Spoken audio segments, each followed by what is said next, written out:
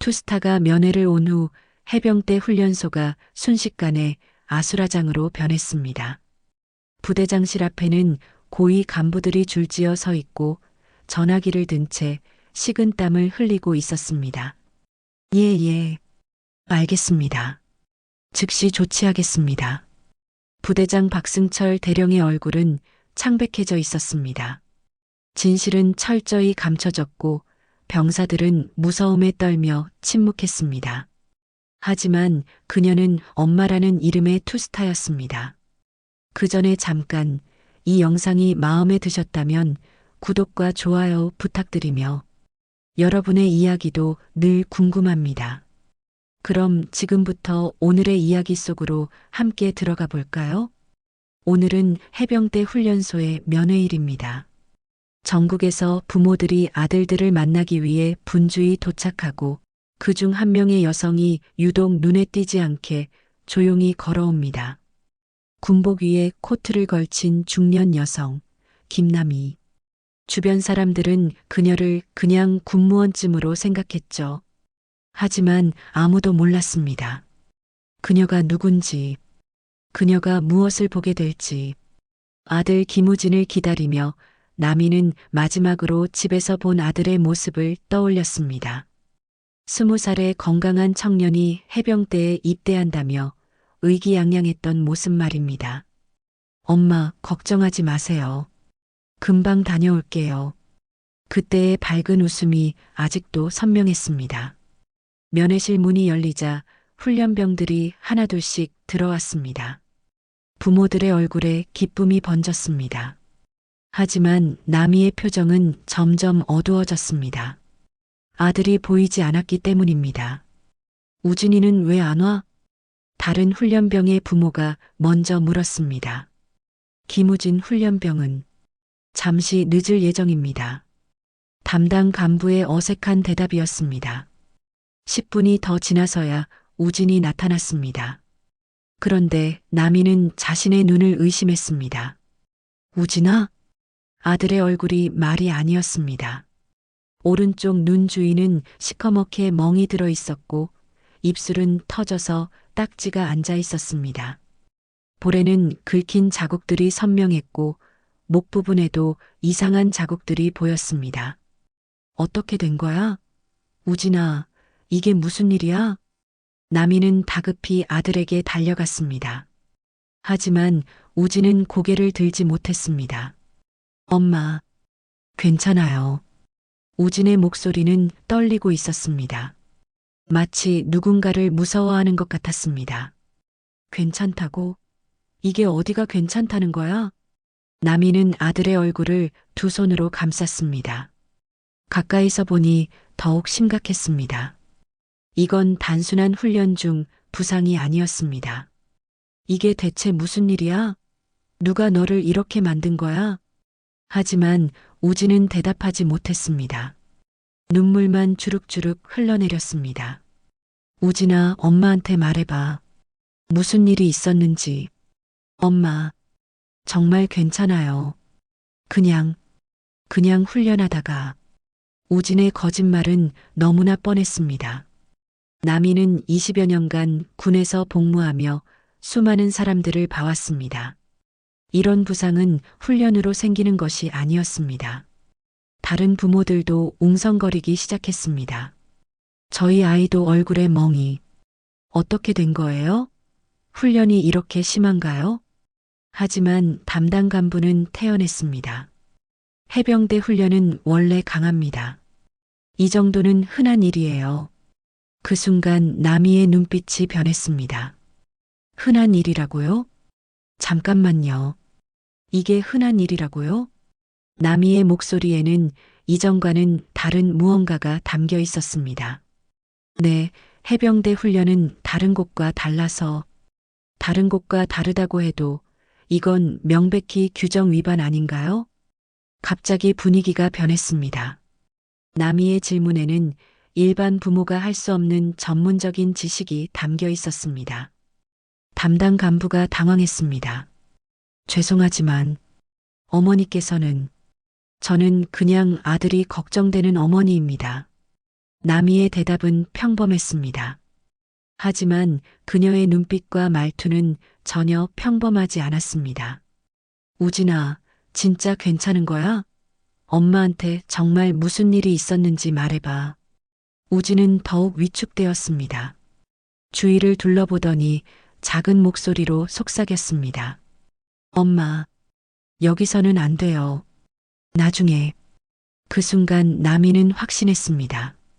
이건 단순한 훈련 사고가 아니라는 것을, 그리고 여기에는 분명히 더 큰 문제가 숨어 있다는 것을. 면회 시간이 끝나갈 무렵 남이는 담당 간부에게 다가갔습니다. 상담을 좀 하고 싶은데요. 상담이요? 네, 제 아들 상처에 대해서 정확한 경위를 듣고 싶어서요. 간부는 잠깐 망설였습니다. 뭔가 이상했습니다. 이 어머니는 다른 부모들과 달랐습니다. 그럼 잠시 사무실로 오시죠. 그때 남이는 아직 몰랐습니다. 이 순간이 해병대 훈련소 역사상 가장 큰 지진의 시작이라는 것을. 부대장실로 향하는 복도에서 남이는 주변을 세심하게 관찰했습니다. 20여 년간 군 복무를 해온 그녀에게는 이상한 점들이 눈에 띄었습니다.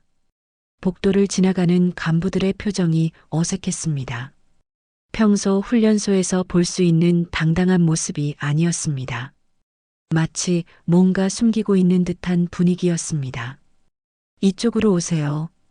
담당 간부가 남이를 부대장실 앞 상담실로 안내했습니다.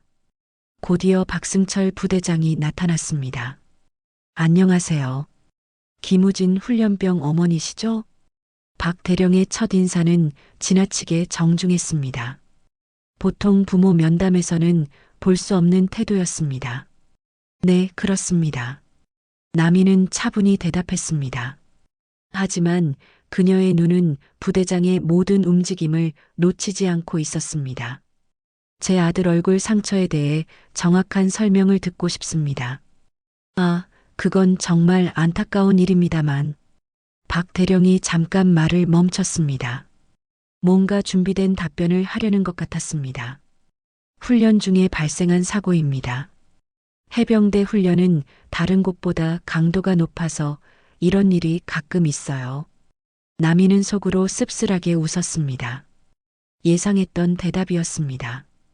구체적으로 언제, 어디서, 어떻게 다친 건가요? 그게 정확한 상황은 조사 중입니다. 조사 중이라고 말하면서도 박 대령의 표정에는 조사할 의지가 전혀 보이지 않았습니다. 조사 중이라면 일단 사고 경위부터 알 수 있을 텐데요. 남이의 질문이 계속되자 박 대령은 조금씩 짜증을 내기 시작했습니다. 어머니, 이해해 주세요. 해병대는 특수한 곳입니다. 민간에서 생각하는 것과는 다르거든요. 특수한 곳이라는 말에 남이의 눈빛이 차가워졌습니다. 특수하다고 해도 법과 규정은 지켜져야 하는 것 아닌가요? 물론이죠. 하지만 현실적으로 완벽하게 통제하기는 어려운 면이. 그럼 가해자가 누구인지는 파악하고 계신 건가요? 박 대령이 당황했습니다. 가해자라는 단어를 쓴다는 것은 이미 이 일을 사고가 아닌 의도적인 행위로 보고 있다는 뜻이었습니다. 가해자라고 하시면 제 아들 얼굴에 있는 상처들은 우발적 사고로 생긴 게 아닙니다. 남이의 목소리가 조금씩 단단해지고 있었습니다. 어머니께서는 어떻게 그런 판단을. 20여 년간 군에서 근무하면서 이런 상처들을 많이 봤거든요. 순간 박 대령의 표정이 변했습니다. 20여 년간 군에서 근무했다고 하는데 그럼 이 여자가 혹시 어머니께서는 어느 부대에서. 그건 중요하지 않습니다. 중요한 건 제 아들이 당한 일이죠. 남이는 자신의 신분을 밝히고 싶지 않았습니다. 적어도 지금은 아니었습니다. 박 대령은 갑자기 조심스러워졌습니다. 만약 이 여자가 고위직이라면 그럼 어떻게 해드리면 될까요? 진실을 알고 싶을 뿐입니다. 하지만 박 대령의 대답은 여전히 회피적이었습니다. 진실이라고 하시면 저희도 정확히 파악하지 못한 상황이라 파악하지 못했다고 하시는 건가요? 아니면 파악하고 있지만 말하지 못하는 건가요? 날카로운 질문이었습니다. 박 대령은 완전히 궁지에 몰린 듯 했습니다. 그런 게 아니라 워낙 복잡한 상황이라서 이때 문이 열리며 최 중사가 들어왔습니다. 부대장님, 죄송합니다만 급한 일이. 최 중사는 남이를 보더니 잠깐 멈췄습니다. 그리고 박 대령의 귓속말로 무언가를 전했습니다. 박 대령의 얼굴이 더욱 어두워졌습니다. 어머니, 죄송하지만 오늘은 여기까지 하고 다음에 다시 뵙는 게 어떨까요? 다음에요? 언제요? 조사가 끝나면 연락드리겠습니다. 남이는 이 상황을 정확히 읽어냈습니다. 조사할 생각도 없으면서 시간만 끌려고 하는 것이었습니다. 그럼 조사는 언제까지 끝나나요? 그게 정확히 말씀드리기는 일주일 내에 결과를 알려주세요. 남이의 말에는 이전과는 다른 강함이 있었습니다. 일주일은 너무 짧은 것 같은데요. 일주일이면 충분합니다. 만약 그때까지 만족스러운 답변을 못 받으면 저도 다른 방법을 생각해 봐야겠네요. 다른 방법이라는 말에 박 대령은 긴장했습니다. 어떤 방법을 말씀하시는 건지 그때 가서 생각해 보죠. 남이는 자리에서 일어났습니다. 그럼 일주일 후에 다시 연락드릴게요. 남이가 나간 후 부대장실에는 무거운 침묵이 흘렀습니다. 중사, 이 여자 신원 파악해봐. 네, 부대장님. 그리고 김우진 훈련병 일은 조용히 처리하도록 해. 알겠습니다. 하지만 박 대령은 불안했습니다. 뭔가 이 일이 단순히 끝나지 않을 것 같은 예감이 들었습니다. 한편 남이는 차에 앉아 깊은 생각에 빠져 있었습니다. 아들이 당한 일은 명백히 고의적인 폭행이었습니다. 하지만 부대 측은 은폐하려고 했습니다. 이런 일은 처음이 아닐 것입니다. 얼마나 많은 부모들이 이런 식으로 당했을까요? 남이는 핸드폰을 꺼냈습니다. 그리고 한 번호를 눌렀습니다. 여보세요, 저 김남희입니다. 혹시 시간 있으시면 만나서 상담 좀. 전화 너머에서는 놀란 목소리가 들렸습니다. 사단장님? 무슨 일이시길래? 남이는 잠깐 망설였습니다. 아직 공식적으로 움직일 때는 아니었습니다. 아니에요. 개인적인 일이에요. 나중에 다시 연락드릴게요. 전화를 끊고 남이는 한숨을 쉬었습니다. 어떻게 해야 할지 고민이 되었습니다. 하지만 한 가지는 확실했습니다. 이 일을 그냥 넘어갈 수는 없다는 것이었습니다. 그때 남이는 아직 몰랐습니다. 부대에서는 이미 그녀에 대한 신원 조사가 시작되었다는 것을, 그리고 곧 이 모든 것이 걷잡을 수 없이 커질 것이라는 것을. 집에 돌아온 남이는 잠들지 못하고 있었습니다. 아들의 상처받은 얼굴이 계속 떠올랐습니다. 특히 우진이 무서워하던 모습이 마음을 아프게 했습니다. 다음 날 아침 남이는 중요한 결정을 내렸습니다. 공식적인 힘을 쓰기 전에 먼저 직접 조사를 해보기로 한 것입니다. 해병대 훈련소 근처 카페에서 남이는 한 사람을 기다리고 있었습니다. 곧 20대 후반의 젊은 남자가 들어왔습니다. 안녕하세요, 누나. 그는 남이의 후배였습니다. 현재 해병대에서 근무하고 있는 이준혁 중이었습니다. 준혁아, 고마워. 갑자기 불러내서. 무슨 일이세요? 목소리가 심각하던데. 남이는 잠깐 망설였습니다. 후배에게 개인적인 일을 부탁하는 게 맞는지 고민이 되었습니다. 사실 우리 아들이 해병대 훈련소에 있거든. 아, 그렇구나. 그런데 무슨 아들이 심하게 다쳤어. 그런데 부대에서는 단순 사고라고 하는데 내가 보기에는 그게 아니야. 준혁의 표정이 진지해졌습니다. 어떤 상처인데요? 남이는 휴대폰으로 찍어둔 우진의 사진을 보여주었습니다. 준혁이 깜짝 놀랐습니다. 이건 좀 심한데요? 그렇지? 나도 그래서 이상하다고 생각하는 거야. 혹시 다른 훈련병들은 어때요? 다른 애들도 크고 작은 상처가 있더라고. 근데 우리 아들만큼 심한 건 없었어. 준혁이 고개를 끄덕였습니다. 누나, 혹시 제가 비공식적으로 알아봐 드릴까요? 그럴 수 있어? 부담스럽지 않겠어? 같은 해병대잖아요. 한번 알아보죠. 이틀 후, 준혁이 다시 연락을 해왔습니다. 누나 만나서 얘기해요. 전화로는 좀. 카페에서 만난 준혁의 표정은 어두웠습니다. 어떻게 됐어? 일단 제가 아는 선배를 통해서 알아봤는데요. 준혁이 목소리를 낮췄습니다. 누나 아들 담당 교관이 최병철 중사라는 사람이에요. 최병철? 네, 그런데 이 사람이 좀 문제가 있다고 하더라고요. 남이의 눈빛이 날카로워졌습니다. 어떤 문제? 훈련병들을 너무 심하게 다룬다고 소문이 났어요. 특히 마음에 안 드는 훈련병들한테는. 구체적으로 어떻게? 준혁이 망설였습니다. 이건 확실하지 않은 얘기인데 개인적으로 불러내서 기합을 주거나 구타를 한다는 소문이 있어요. 구타를? 네, 하지만 다들 무서워서 신고를 못한대요. 남이는 분노가 치솟았습니다.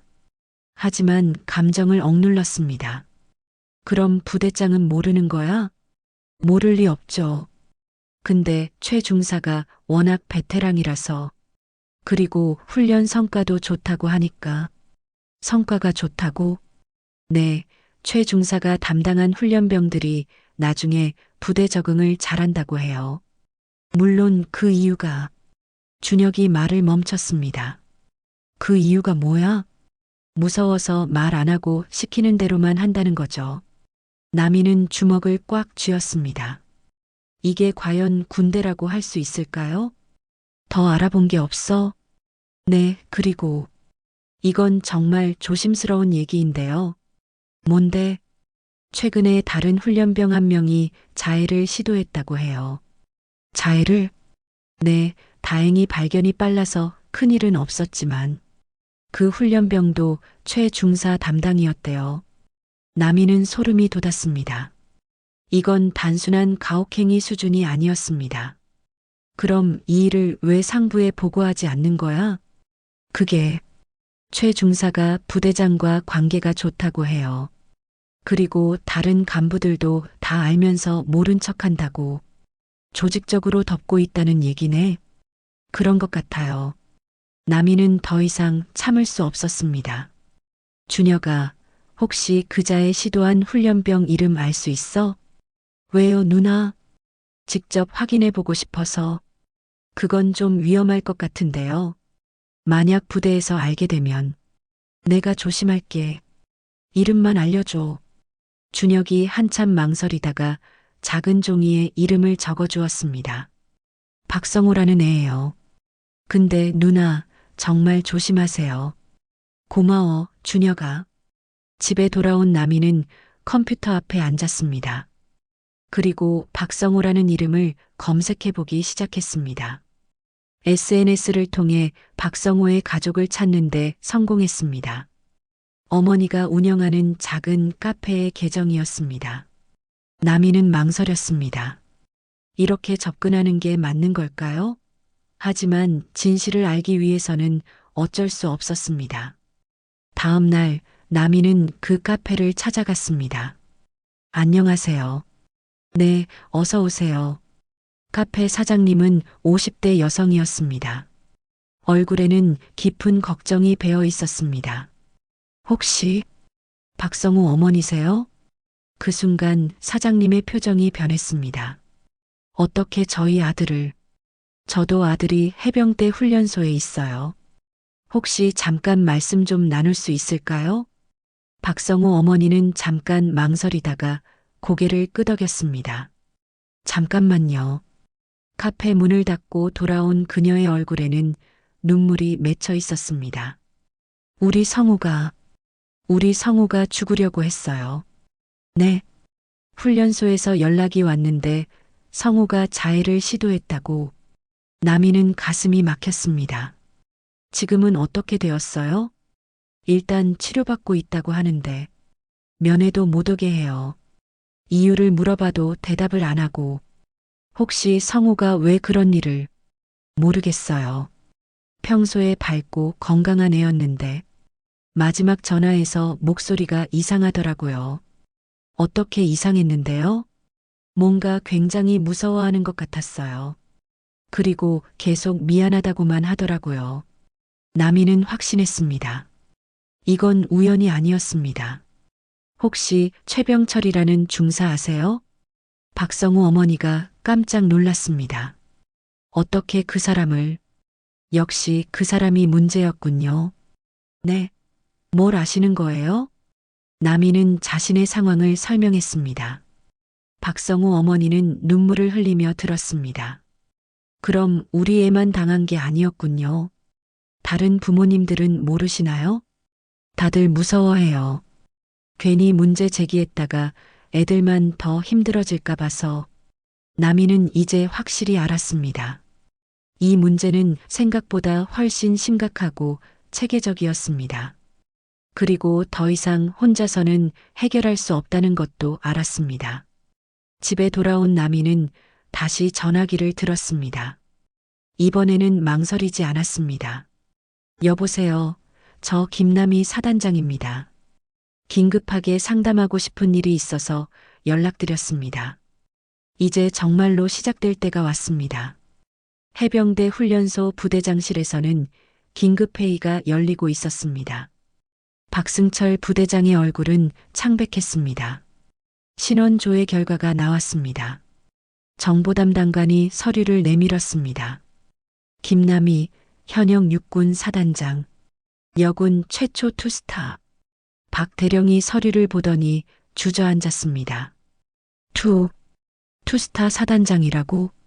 네, 그리고 이분이 바로 김우진 훈련병의 어머니입니다. 회의실에 무거운 침묵이 흘렀습니다. 이게 무슨... 박 대령은 식은땀을 흘리고 있었습니다. 투스타 사단장이 자신의 아들 문제로 찾아온 것이었습니다. 그럼 며칠 전에 온 그 사람이... 네, 김남희 사단장 맞습니다.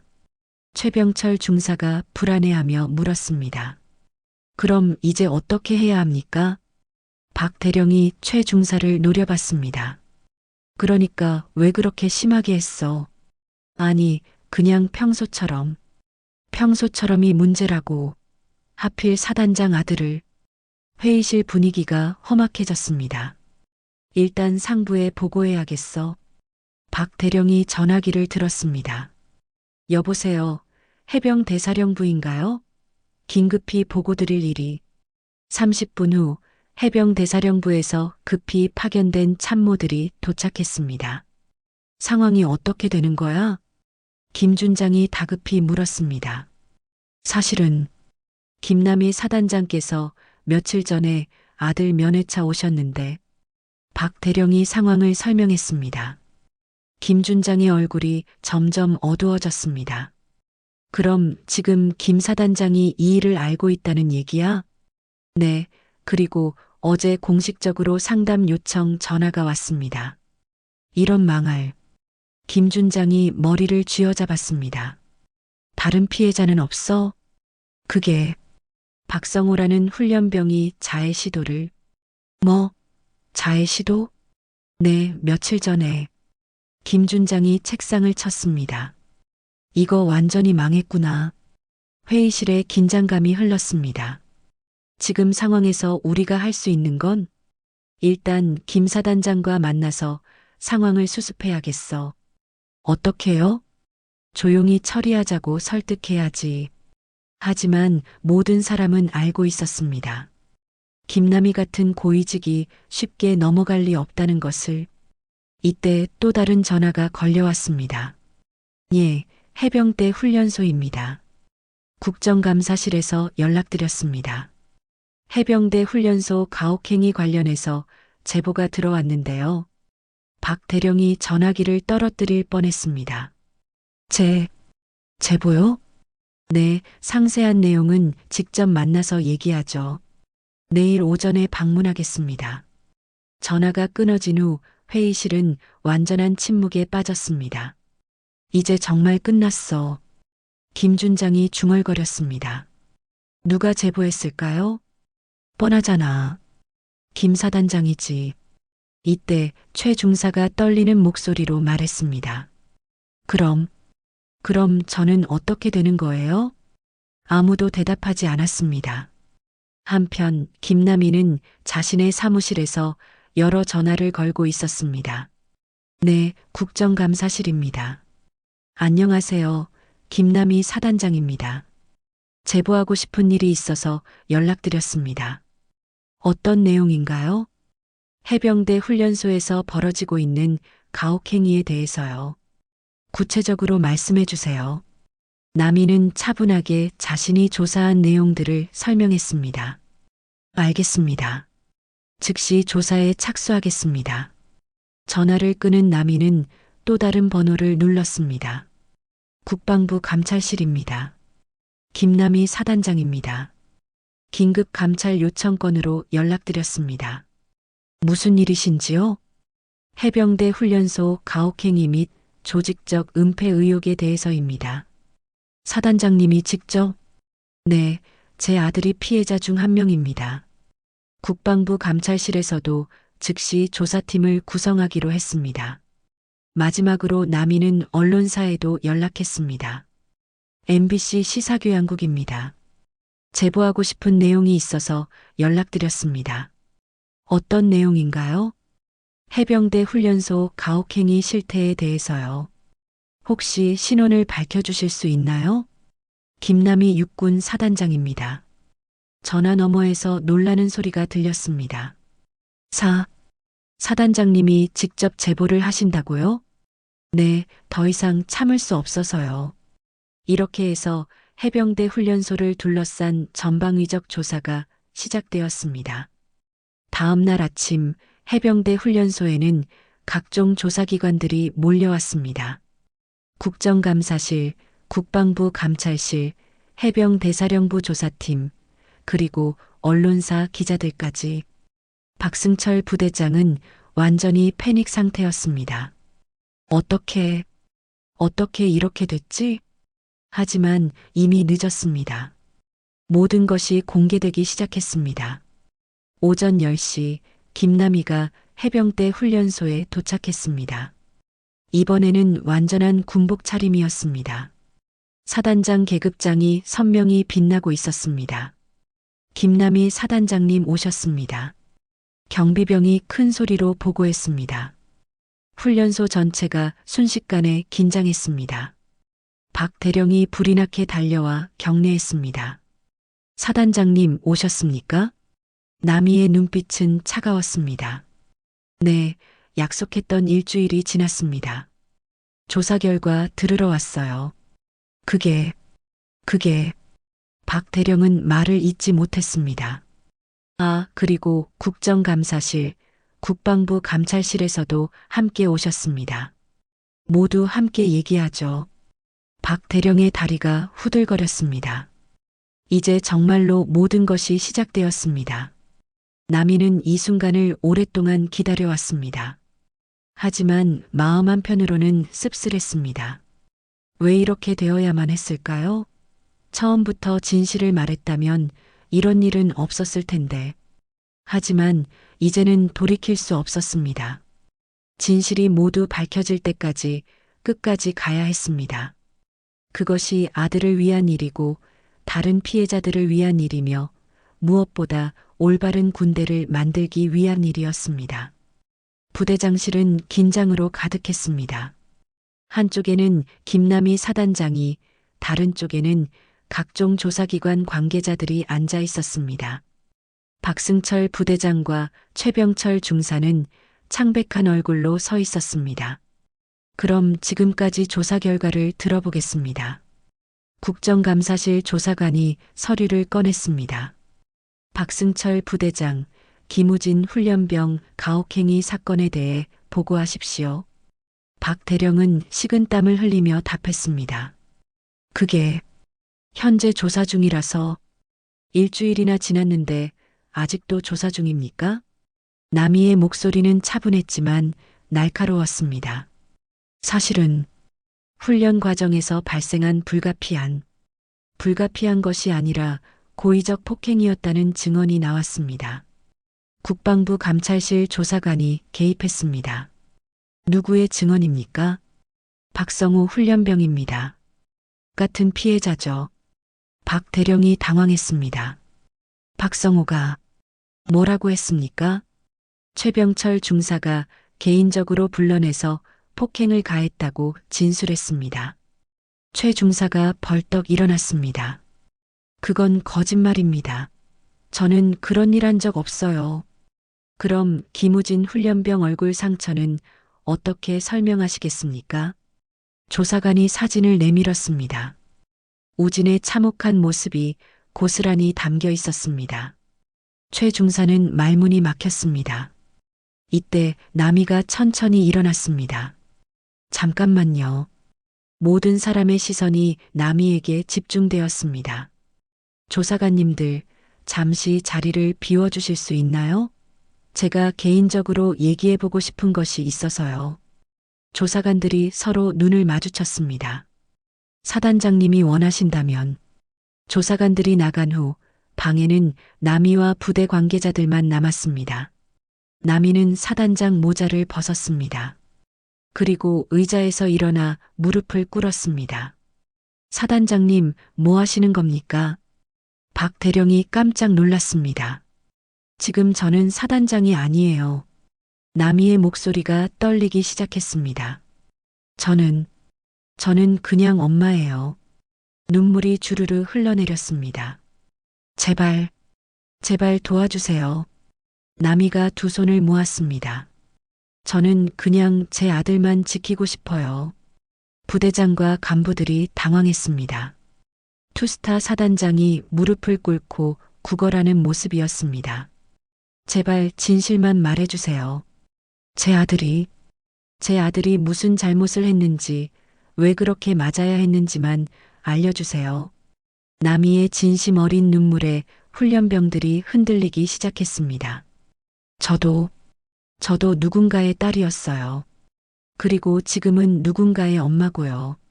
남이가 최 중사를 바라봤습니다. 중사님도 어머니 있으시죠? 만약 중사님 아들이 이런 일을 당했다면 어머니 마음이 어떨 것 같아요? 최 중사의 얼굴이 일그러졌습니다. 여러분도 다 누군가의 아들이잖아요. 남이가 훈련병들을 하나씩 바라봤습니다. 여러분 어머니들이 이 모습을 본다면 어떤 마음일까요? 훈련병 하나가 고개를 숙였습니다. 제발 용기를 내주세요. 진실을 말해주세요. 남이의 간절함에 분위기가 점점 무거워졌습니다. 저는 보복도 원하지 않아요. 처벌도 원하지 않아요. 남이가 흐느끼며 말했습니다. 그냥 우리 아들이 왜 그런 일을 당했는지만 알고 싶어요. 그래야 제가 마음의 평안을 찾을 수 있어요. 이때 훈련병 하나가 떨리는 목소리로 말했습니다. 아줌마. 모든 사람이 그를 바라봤습니다. 이병구라는 우진의 동기였습니다. 정말 죄송해요. 이병구가 눈물을 흘리기 시작했습니다. 우진이가 정말 억울해요. 뭐라고 하는 거야? 최 중사가 호통을 쳤습니다. 하지만 이병구는 멈추지 않았습니다. 아줌마, 우진이는 잘못한 게 없어요. 병구야, 그만해. 다른 훈련병이 말렸습니다. 아니에요. 더 이상 못 참겠어요. 이병구가 남이 앞에 무릎을 꿇었습니다. 우진이는 정말 착한 애예요. 그런데 이병구가 최 중사를 바라봤습니다. 최 중사님이 우진이만 계속 괴롭혔어요. 뭐라고? 최 중사가 달려들려고 했지만 박 대령이 막았습니다. 왜, 왜 괴롭혔는데? 남이가 간절히 물었습니다. 우진이가, 우진이가 다른 애들 도와줬거든요. 도와줬다고? 네, 못하는 애들 훈련 도와주고, 아픈 애 있으면 챙겨주고. 이병구의 증언에 다른 훈련병들도 고개를 끄덕였습니다. 그런데 최 중사님이 그런 걸 싫어하셨어요. 서로 도우면 안 된다고. 그래서 우진이를 따로 불러내서 매번 이병구가 말을 잇지 못했습니다. 매번 뭘 했는데? 때렸어요. 그리고 다른 애들 도우면 더 심하게 당할 거라고 협박했어요. 남이의 가슴이 찢어지는 것 같았습니다. 우진이는 그래도 계속 다른 애들 도와줬어요. 그래서 더 맞았어요. 우진이가 그런 일을 남이가 오열했습니다. 아들이 다른 사람들을 위해서 더 많은 고통을 감수했다는 것을 알게 된 것입니다. 정말 죄송해요, 아줌마. 저희가 말려야 했는데 무서워서 못했어요. 이병구도 울고 있었습니다. 저희 때문에 우진이가 더 맞았어요. 이때 다른 훈련병들도 하나둘씩 진실을 털어놓기 시작했습니다. 저도 우진이 형한테 도움받았어요. 우진이 형이 제가 아플 때 대신 청소해줬어요. 형이 안 도와줬으면 저 진짜 포기했을 거예요. 훈련병들의 증언이 이어지자 최 중사의 얼굴이 창백해졌습니다. 그건 중사님. 남이가 최 중사를 바라봤습니다. 이제 분노가 아닌 슬픔이 가득한 눈빛이었습니다. 왜 그랬어요? 왜 착한 아이를 그렇게 괴롭혔어요? 최 중사는 대답할 수 없었습니다. 제가 뭘 잘못했길래 우리 아들이 그런 고생을. 남이가 바닥에 주저앉았습니다. 그 순간 박 대령도 무릎을 꿇었습니다. 사단장님, 정말 죄송합니다. 부대장님까지 제가 몰라봤습니다. 이런 일이 벌어지는 줄 정말 몰랐어요. 박 대령도 눈물을 흘리고 있었습니다. 이제 어떻게 해야 할까요? 남이가 고개를 들었습니다. 눈물은 그쳤지만 눈빛은 전과 달랐습니다. 진실이 밝혀졌으니 이제 정의를 실현해야겠네요. 그 순간 모든 사람이 남이에게서 다른 기운을 느꼈습니다. 간절한 어머니에서 다시 투스타 사단장으로 돌아가는 순간이었습니다. 남이가 천천히 일어났습니다. 눈물을 닦고 사단장 모자를 다시 썼습니다. 그 순간 방 안의 분위기가 완전히 바뀌었습니다. 이제 진실을 다 들었으니 남이의 목소리가 차갑게 변했습니다. 조사관님들 다시 들어오시죠. 문이 열리자 국정감사실과 국방부 감찰실 관계자들이 들어왔습니다. 어떻게 되었습니까, 사단장님? 훈련병들로부터 직접 증언을 확보했습니다. 남이가 훈련병들을 바라봤습니다. 이병구 훈련병, 방금 얘기한 내용 조사관님들께도 똑같이 말해보세요. 이병구가 떨리는 목소리로 다시 증언했습니다. 다른 훈련병들도 하나씩 나서서 진실을 털어놓았습니다. 조사관들이 서로 눈을 마주쳤습니다.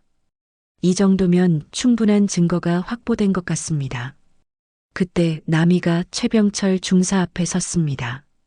최 중사. 네.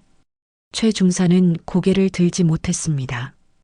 이제 변명할 기회를 드리겠습니다. 왜 그랬는지 설명해 보세요. 그게 훈련을 위해서였다고 할 건가요? 남이의 질문에 최 중사는 대답하지 못했습니다. 아니면 개인적인 감정 때문이었나요? 아닙니다. 그럼 뭡니까? 남이의 목소리에 위압감이 실렸습니다. 저는 그냥. 최 중사가 무너져 내렸습니다. 죄송합니다. 제가 잘못했습니다. 하지만 남이는 쉽게 넘어가지 않았습니다. 잘못했다고 해서 끝나는 문제가 아닙니다. 남이가 박승철 부대장을 바라봤습니다. 부대장님, 네, 사단장님. 이런 일이 언제부터 벌어졌는지 아시나요? 박 대령이 당황했습니다. 그게 저도 정확히 모르셨다고요? 네, 죄송합니다. 부대장이 부대에서 벌어지는 일을 모른다고요? 남이의 질문이 날카로웠습니다.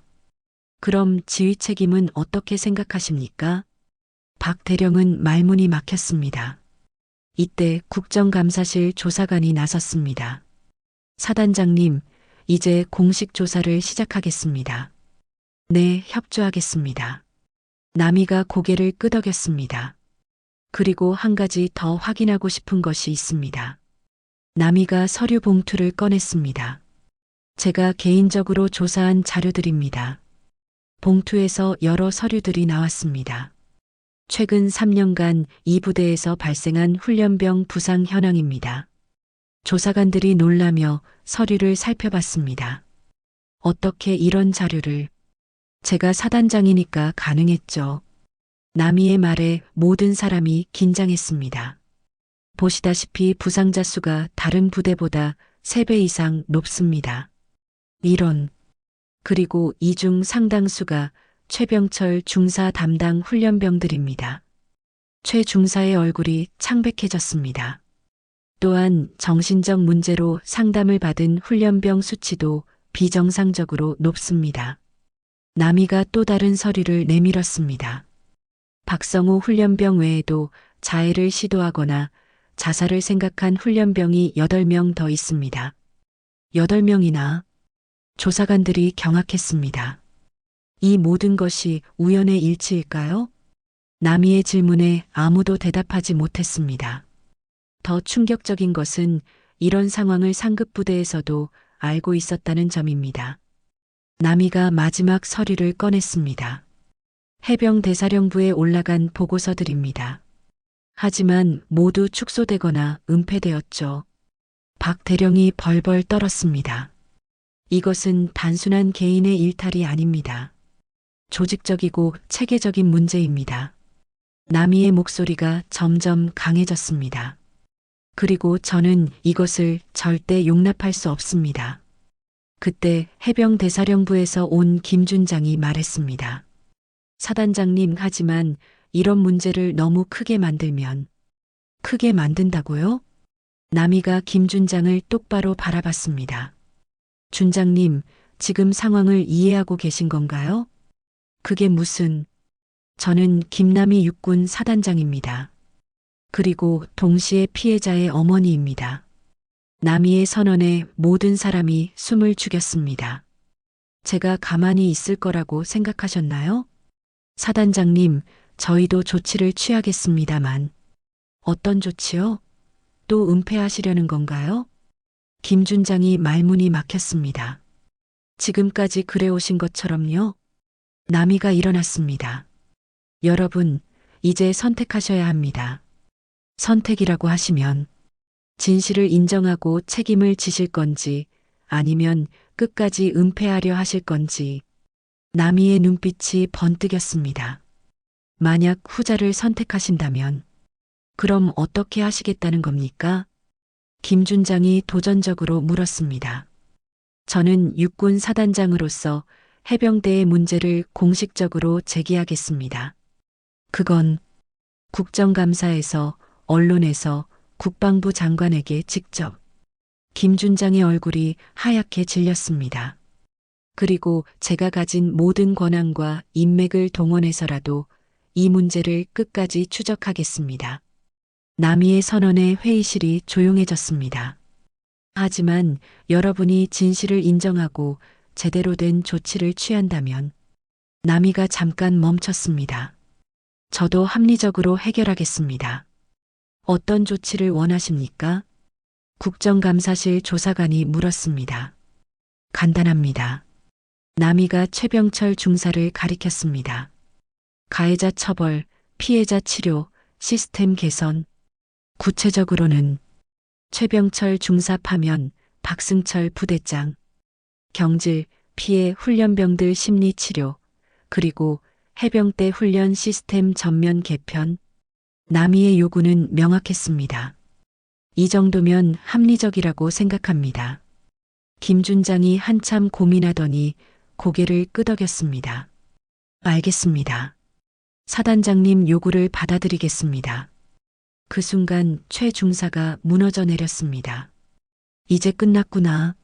하지만 남이는 그를 내려다보며 말했습니다. 아닙니다. 이제 시작입니다. 네.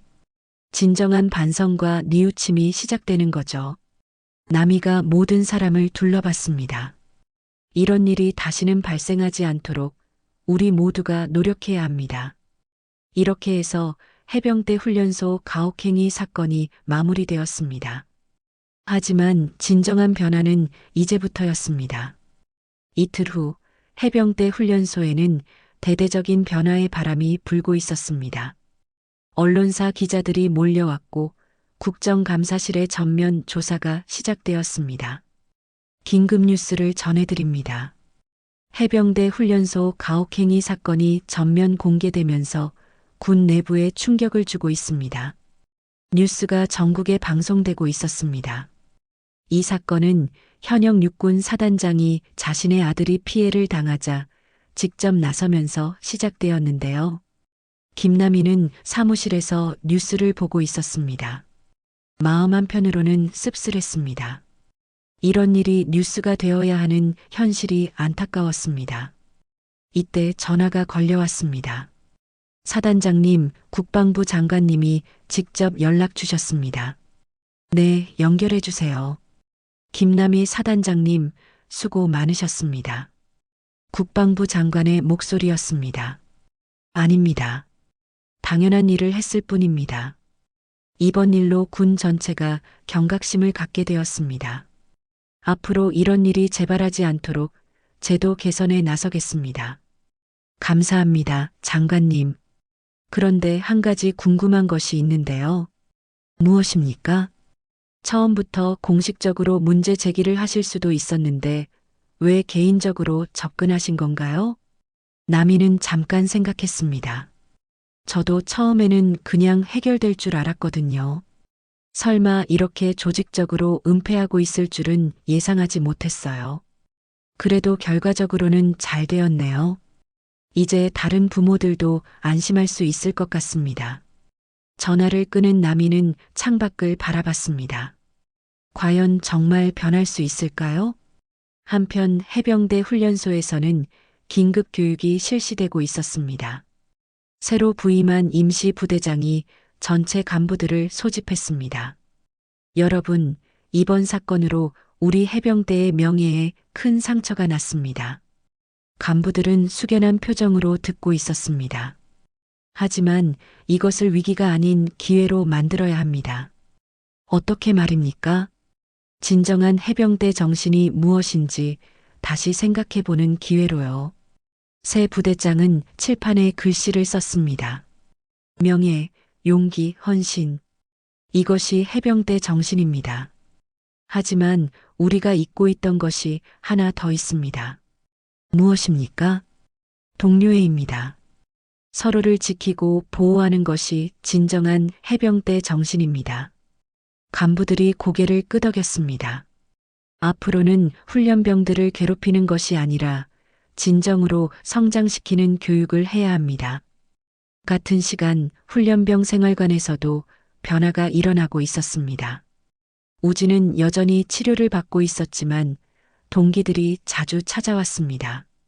우진아, 괜찮아? 이병구가 걱정스럽게 물었습니다. 많이 좋아졌어. 고마워. 아니야, 우리가 고마워해야지. 내가 우리를 위해서 더 맞았잖아. 다른 훈련병들도 고개를 끄덕였습니다. 우진아, 미안해. 우리가 용기를 못 냈어. 괜찮아. 이제 진실이 밝혀졌잖아. 우진의 밝은 미소에 모든 사람이 안도했습니다. 그런데 너희 어머니 정말 대단하시더라. 어떻게 그렇게 용기를 낼 수 있었을까? 우진이 자랑스러워했습니다. 우리 엄마는 원래 그런 분이야. 옳지 않은 일은 절대 참지 못해. 부럽다. 그런 어머니를 두어서 이때 훈련병 하나가 조심스럽게 물었습니다. 그런데 우진아, 왜 혼자서 다 참았어? 우리한테 얘기해줬으면. 우진이 잠깐 생각했습니다. 그땐 너희들이 더 힘들어질까봐 무서웠어. 바보야. 우리가 함께 했으면 더 빨리 해결됐을 텐데. 맞아. 다음부터는 무슨 일이 있어도 숨기지 마. 훈련병들 사이에 새로운 유대감이 형성되고 있었습니다. 며칠 후, 남이는 해병대 훈련소를 다시 방문했습니다. 이번에는 공식적인 방문이었습니다. 사단장님 오셨습니다. 새로 부임한 부대장이 마중을 나왔습니다. 네, 변화된 모습을 보러 왔습니다. 남이는 훈련장을 둘러봤습니다. 분위기가 확실히 달라졌습니다. 훈련은 어떻게 진행되고 있나요? 기존보다 체계적이고 합리적으로 바뀌었습니다. 무엇보다 훈련병들의 인권을 우선시하고 있습니다. 다행입니다. 남이가 훈련병들을 바라봤습니다. 예전과는 다른 밝은 표정들이 보였습니다. 그런데 사단장님, 궁금한 게 있습니다. 무엇인가요? 어떻게 그런 용기를 내셨는지 같은 군인으로서 배우고 싶습니다. 남이가 잠깐 미소를 지었습니다. 특별한 용기가 아니에요. 그냥 엄마의 마음이었죠. 엄마의 마음이요? 네. 내 아이가 아프면 어떤 어머니든 그렇게 할 거예요. 하지만 사단장이라는 지위를 걸고 지위보다 중요한 건 사람입니다. 그리고 옳고 그름이죠. 새 부대장이 깊이 고개를 끄덕였습니다. 앞으로도 이런 정신으로 부대를 이끌어가겠습니다. 부탁드립니다. 남이는 마지막으로 우진을 만났습니다.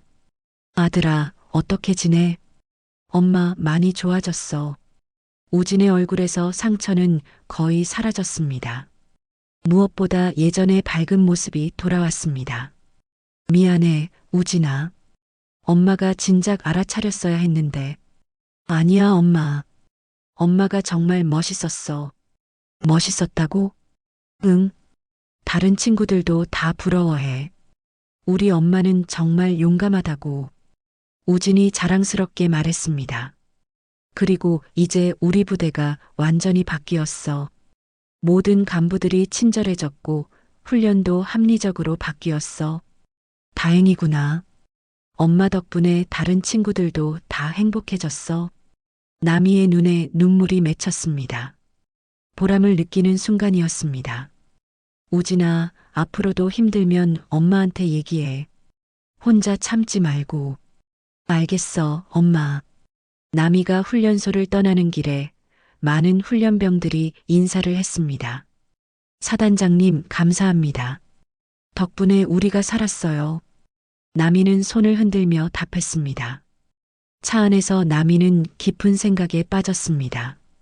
이 일이 정말 끝난 걸까요? 하지만 한 가지는 확실했습니다. 변화는 시작되었다는 것이었습니다. 그리고 이런 변화가 다른 곳에도 퍼져나가길 바란다는 것이었습니다. 진정한 군대, 진정한 교육이 무엇인지 모든 사람이 깨닫기를 바라면서 말입니다. 6개월이 지났습니다. 해병대 훈련소는 완전히 새로운 모습으로 거듭났습니다. 전국의 다른 부대들도 이 사건을 계기로 훈련 방식을 대폭 개선했습니다. 김남희는 자신의 사무실에서 한 통의 편지를 읽고 있었습니다. 사단장님께 안녕하세요. 박성우 어머니입니다. 덕분에 우리 성우가 완전히 회복되었습니다. 이제 밝은 모습으로 복무하고 있어요. 정말 감사드립니다. 남이는 미소를 지었습니다.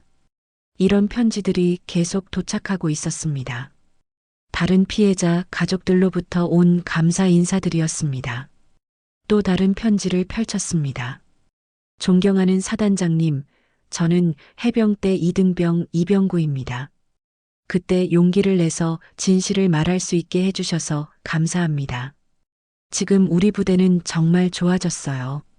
모든 선후배가 서로 도우며 지내고 있습니다. 남이의 마음이 따뜻해졌습니다. 이때 문이 열리며 우진이 들어왔습니다.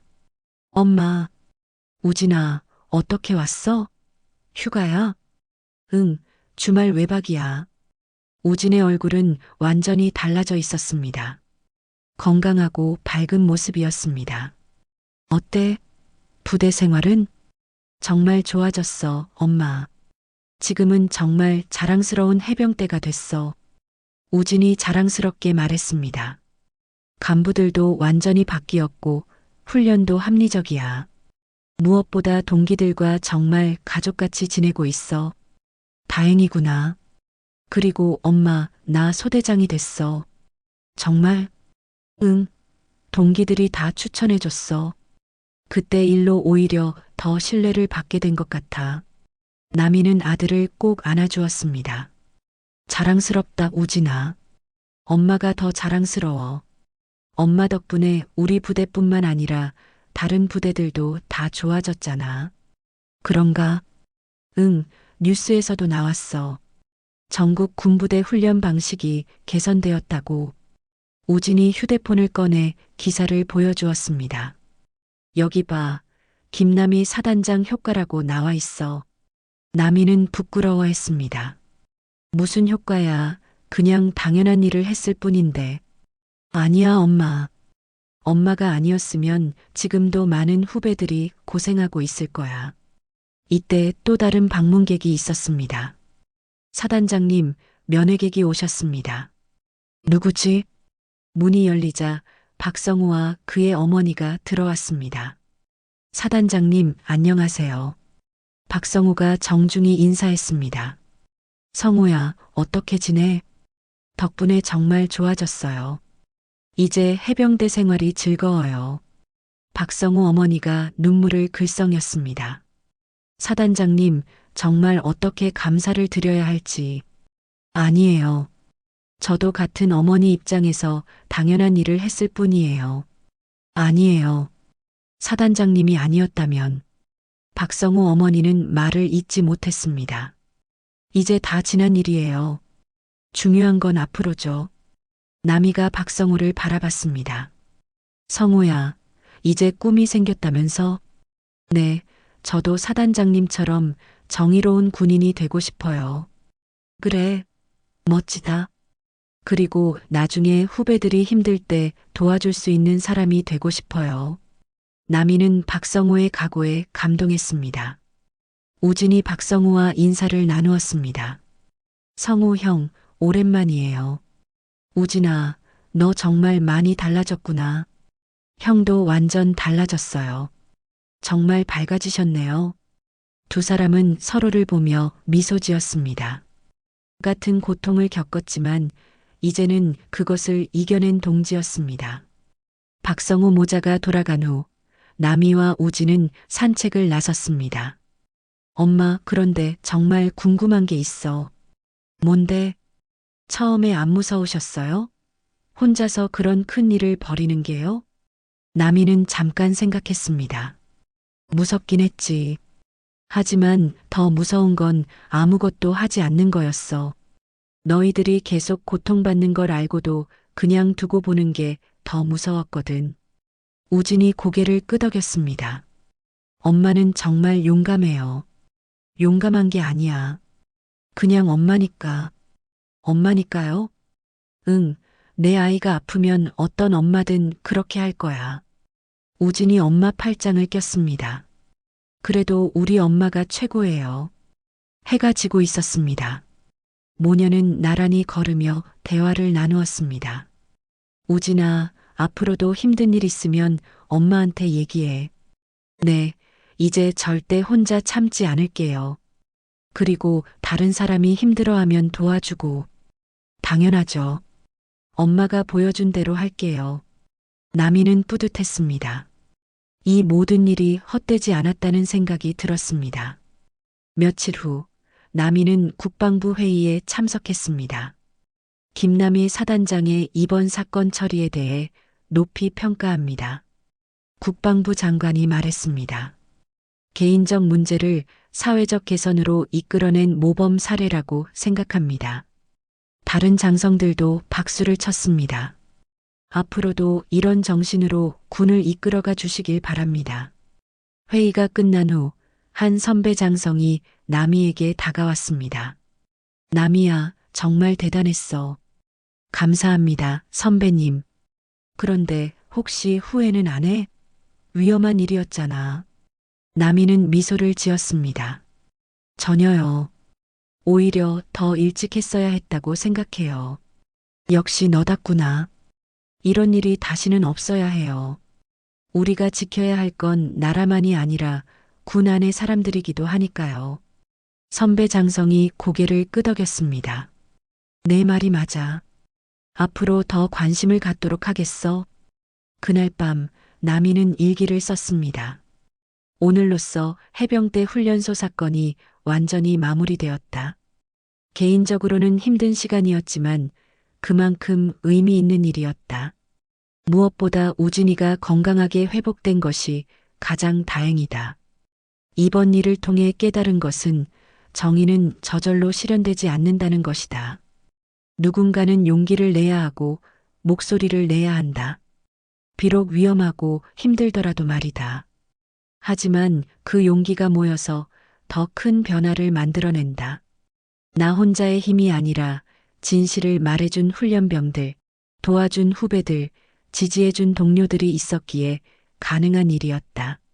앞으로도 이런 일이 생기면 주저하지 않을 것이다. 그것이 군인으로서 그리고 한 사람의 어머니로서의 의무라고 생각한다. 나미는 펜을 내려놓고 창밖을 바라봤습니다. 별이 반짝이는 밤하늘이 아름다웠습니다. 내일은 또 어떤 일이 기다리고 있을까요? 하지만 나미는 두렵지 않았습니다. 옳은 일이라면 언제든 다시 나설 준비가 되어 있었으니까요. 그리고 이제는 혼자가 아니라는 것을 알고 있었으니까요. 세상에는 정의를 위해 함께 싸울 사람들이 많다는 것을 말입니다. 이것이 진정한 승리였습니다. 개인의 승리가 아닌 모든 사람의 승리였습니다. 오늘 준비한 영상은 여기까지입니다. 이야기가 마음에 드셨다면 좋아요와 구독 부탁드립니다. 그리고 여러분의 이야기도 꼭 댓글로 들려주시면 함께 더 깊은 따뜻한 대화를 나눌 수 있을 것 같습니다. 더 재밌는 영상으로 찾아뵙겠습니다. 감사합니다.